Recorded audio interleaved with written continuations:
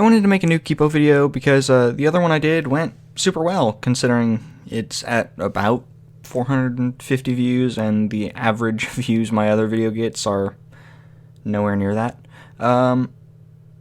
So yeah, I decided to do another Kipo Speedpaint, and it was really fun and enjoyable to do.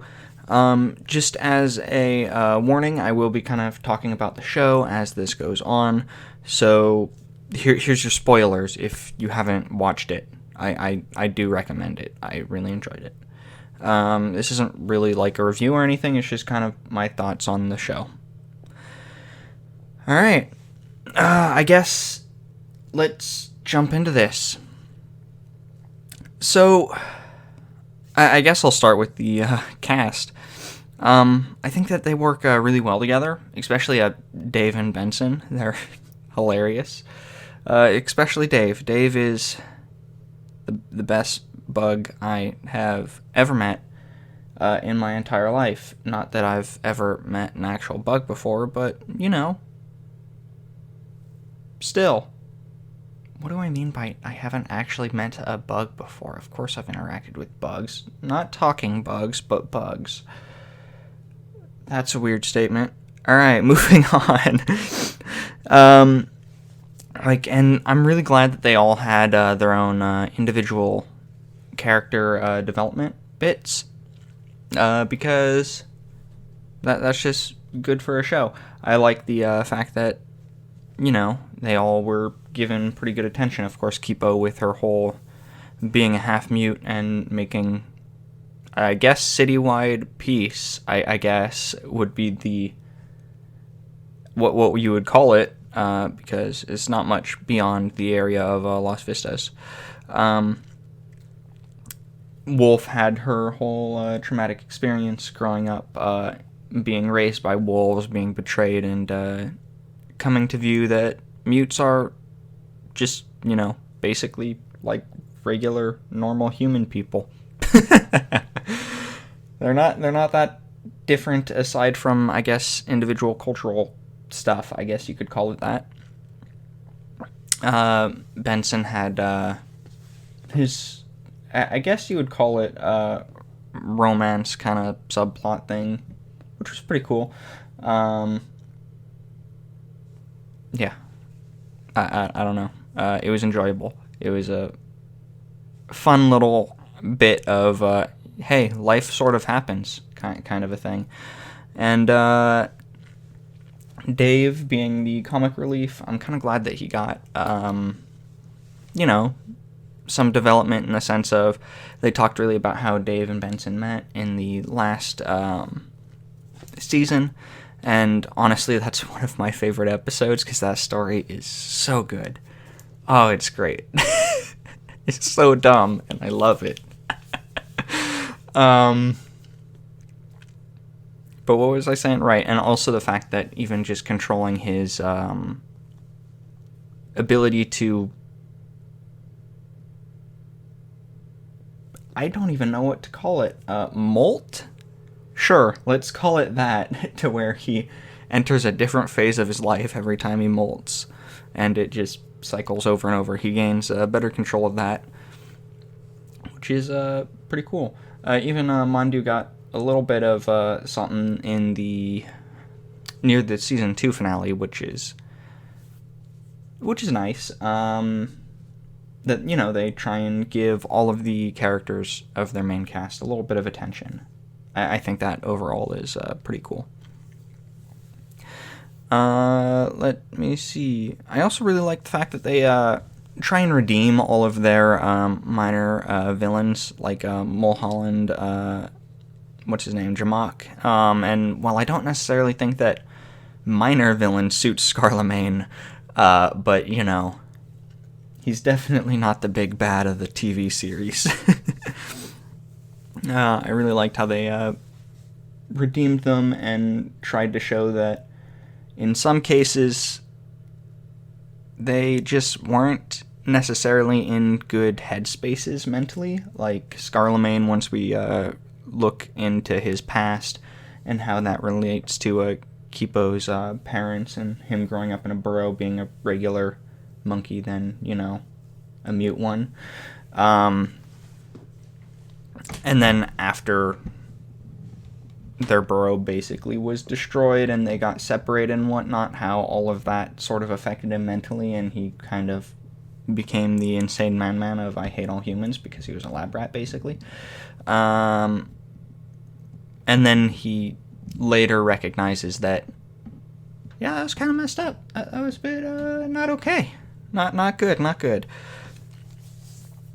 But yeah, it was nice. Jamak, who originally in season 1 is just trying to get Kipo because she can lead the rest of them to a burrow, which is a very simple motivation, especially for someone in his sense of position, just someone on the surface that doesn't really like humans, but it kind of shows him growing to just accept other people, I guess, is kind of a way to put it, and how he winds up liking the group and being a part of it, and sort of, he doesn't really stick with them for too long, just sort of interacts with them and helps them, but then goes off with, I guess, a group of bards. But yeah, Jamak's pretty cool. He has a weird mustache, but I enjoyed his arc. And then there's like Mulholland, which he's really just a bunch of water bears trying to survive, just eating food, and I find it kind of enjoyable that he learned to eat food that in a different way, that's not like mind controlling people and giving them their best fantasy until they die, which I suppose isn't the worst way to go, actually, but it still is a nice little thing, that murdering other sentient creatures is probably not your best food source. I don't know. And I also do like how he recurs back into the show to help out the main cast occasionally, kind of like Jamak, but a little less, I don't know if invested is the right word, but, a little more. It's interesting. I'm trying to think of my thoughts, and sometimes they're not really coming to mind, but I enjoyed it. So Dr. Amelia is the main villain, I guess, of the series. Through the end of it, she's kind of introduced midway through season 2, and she, wants to create a cure for the mutes and make it so humans are back on top, I guess, or really the only sentient creatures. And, she doesn't really get redeemed. She's kind of punished for her actions, which is a good thing. You can't just, do a genocide. That's not okay. So, there is one thing that I did think of it. I rewatched the entire series before making this video, because there was one thing that I was uncertain about whether they mentioned or not, and that was kind of Dr. Amelia's kind of weird motivation for like a cure. Which it made sense for the burrow that she grew up in to want to do that, and even for people before human society kind of collapsed, because it's trying to return back to the normal. But after 200 years, it's that's kind of like a past that you can't really go back to. And I just find it interesting that her whole way to make humans on top was through a cure rather than other means that are probably a lot more violent. But my point initially is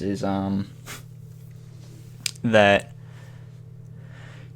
making a cure as this goes out returns society to normal, but at this point, and if she was in theory able to cure all mutants, that doesn't really do much because humans are very small in number. It really just creates less hands to rebuild society, in my opinion.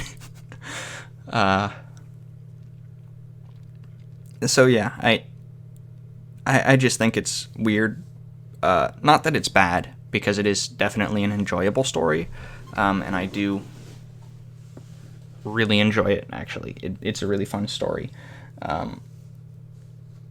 I just find it interesting that, and kind of weird that Burrow kept that same mentality of, we have to find a cure for mutes, even 200 years after they first started to appear, in that as the only way to restore human society. Which, yeah, I think it's weird. So back onto, I guess, different topics. The humor, like I said, is just amazing. I love it. It's so good. Dave is just like a random bit of chaos that pretty much makes me laugh every time. Like, God, he's so chaotic random. It's great. But my favorite joke in the series, I might have even mentioned this one in my last Speedpaint, was the joke about it was, what do humans fear, when they were trying to keep the army of humans away with the cure from where the mutes were kind of gathering for safety. And someone's response was diversity. That was just so good. It was great. It was just like a random comment in the background, and it was so funny.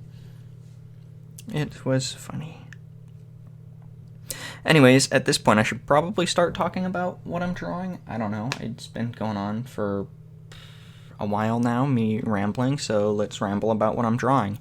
So I wanted to draw the main cast, Benson, Kipo, Wolf, Dave, and Mondu. But then I also decided to add in Jamak. For whatever reason, I don't know. I like Jamak, so I added him. And then I was going to add Scarlemagne, and then I kind of had the thought of, before that I kind of want to work on the backgrounds, and I don't want to take up too much space, and from the size that I've already decided things should be, I feel like putting them in there as, like, in the group photo type thing that I did, I just wanted some more space for some background practice, essentially, so I didn't. That was really the only reason. I do like Scarlemagne's story, and I'm glad that he was redeemed in the way that he was, and also was still, punished for his trying to enslave all humans actions in a way. But his story was good, and I liked that. But I just didn't put him in there so I could get some background practice. And I started looking up just other reference photos in Kipo of just backgrounds that kind of focused on them, and tried to make something that would feel like it would be in Las Vistas, which is what we came to. I also was trying to do something slightly different with shading, because the background's kind of at like a sunset, so I was trying to make... I did like a weird thing where I took one of the colors from it. It was like a brighter color on the same multiplicity layer, and tried to make some shadows out of that, and it just didn't... It would have worked better as a highlight than as a shadow, so I wind up removing that after pretty much shading in the entire background, or most of it, and then go for more of like a bluish color. Instead of just like a standard gray color that I usually use, just to try and experiment with some different colors, see how that affects shading. But yeah, I think that this about wraps it up.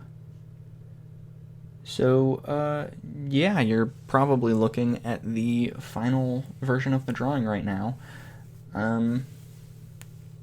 So yeah, I hope you like it, and hope you enjoyed my rambles about the show.